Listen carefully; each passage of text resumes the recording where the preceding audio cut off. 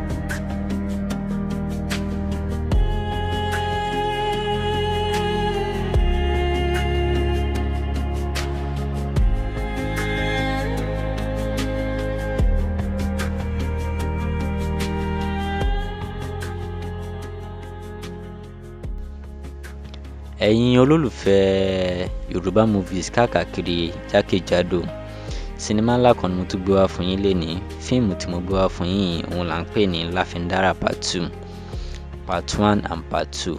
Mo fẹ́ bá yín sọ̀rọ̀ nípa bá ṣe lè wo LAFINDARA Part 1 and Part 2 àti bí fíìmù yìí ṣe jẹ́ gangan. Fíìmù LAFINDARA yìí ó jẹ́ fíìmù ńlá, fíìmù tó yẹ kó gbẹ̀nú tán. Fíìmù yìí ó jẹ́ gbajúgbajà fíìmù tá a gbé jáde látọwọ́ Ayọ̀láyà ló po sinimá yẹn pọ̀. Bẹ́ẹ̀ ni kí la ṣe ń porúkọ ẹ̀ Fikayo Abẹ́bí, òun ló gan ló ní fíìmù yìí ló produce ẹ̀. Ayọ̀láyà bá package ẹ̀ tí wọ́n dẹ̀ ṣe fíìmù yìí jáde. Sinimá yìí jẹ́ fíìmù tó yẹ kó gbẹ̀nú tán. It's a love story ní fíìmù yìí.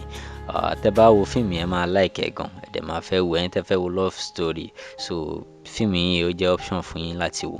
LAFINDARA, ẹ̀yin tẹ́ bá ti wo LAFINDARA bóyá Part 1 lẹ ti wo àbí nǹkan kan, ẹ miss lọ́wọ́lọ́wọ́ báyìí níbẹ̀ ni, torí pé fíìmù yẹn ó wà interesting, ó dẹ̀ yẹ kẹ́ ẹ wò. Gbogbo ẹ̀yin tí ẹ ti wo fíìmù yìí, ẹ miss lọ́wọ́lọ́wọ́ báyìí ni, bẹ́ẹ̀ ni. So màá ṣàlàyé fún yín bẹ́ẹ̀ ṣe lè wo fíìmù yìí. Àwọn òṣèré ńláńlá wọn kópa nínú fíìmù yìí o, bẹ́ẹ̀ ni àwọn òṣèré ńláńlá wà ńbẹ̀. Débi pé tẹ́ bá wo fíìmù yìí gan ẹ lè wá stock bí irú fíìmù eléyìí. Kò ní ṣe fíìmù tó yẹ pé ẹ máa wò tán ẹ máa regret ẹ̀.